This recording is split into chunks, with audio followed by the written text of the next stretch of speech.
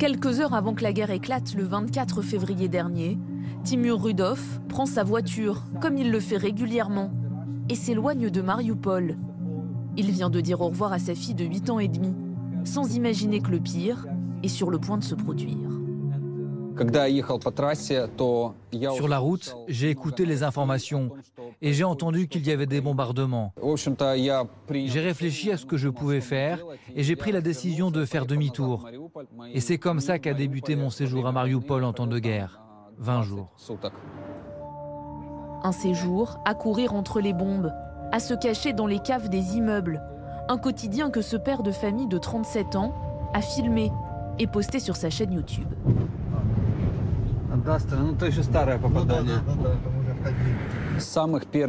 Dès les premiers jours, on a décidé de dormir dans les couloirs parce qu'un couloir, c'est un endroit plus en sécurité s'il y a une frappe.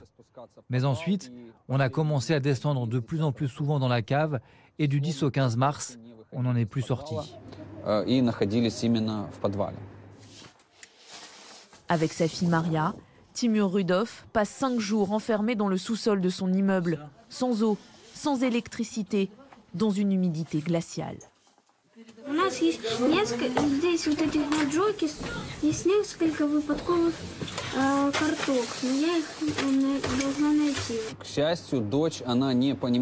Heureusement, ma fille ne comprenait pas vraiment ce qu'il se passait.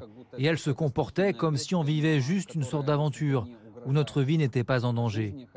Elle gardait sa bonne humeur, elle faisait des bêtises comme n'importe quel enfant. Lui, bien conscient des risques, ne s'aventure dehors que très rarement, pour aller chercher de l'eau par exemple.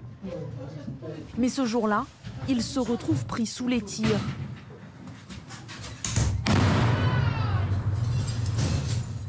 Timur Rudov n'a pas le temps de rejoindre son immeuble.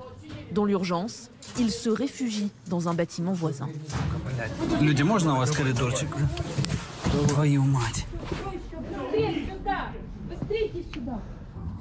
Pendant de longues minutes, le bruit assourdissant des bombardements résonne. Tout le bâtiment tremble, comme si les tirs avaient lieu juste à côté. Derrière la porte, Timur Rudov entend un homme appeler à l'aide.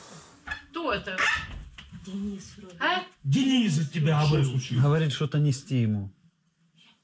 Принеси, пожалуйста. Там свою жену ее члена. Ты видела, я что там с ним? Что-то нас находит. У него много крови в подъезде просто. Ну, значит, стекла. Les tirs ont fait des blessés. Quand le silence revient, Timur Rudov, lui, se précipite chez lui. Cette scène, il l'a vécue des dizaines de fois, jusqu'au 15 mars dernier. Le matin même, je refusais toujours de quitter la ville. Je trouvais ça trop dangereux, mais un missile est tombé quasiment dans notre immeuble et l'appartement où on s'abritait a été détruit. Celui de son voisin aussi. Il tient à lui montrer l'ampleur des dégâts. То, что двери пооткрывались, это одно. Вон, зайди, прям сними, батарея прилетела. Мы ее не трогали. Кухня вся сложилась. Охуеть, блядь. Вот там вот плита была, сверху микроволновка, на улице висел кондиционер. Его, походу, забило прям полностью сюда. Тут все масло, вся вода была набранная. Да хренища. Пиздец. Холодильник развернуло, не знаю, что там. Timur Rudov décide alors de partir, un exode sur une route extrêmement dangereuse. On a réussi à quitter Mariupol et on est parti vers l'ouest. On a vu beaucoup de véhicules militaires brûlés, c'était un vrai champ de bataille. Et quand on pensait que le pire était derrière nous, on s'est retrouvés sous les tirs. On avait très peur, car on faisait partie d'un convoi avec plusieurs voitures et on ne pouvait pas en sortir. Alors que les mortiers tombaient partout, à droite, à gauche.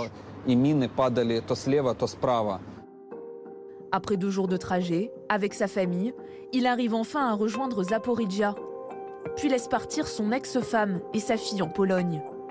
Lui reste en Ukraine, mais il n'est pas retourné à Mariupol. Il attend toujours des nouvelles de ses parents, qui ont décidé de rester là-bas.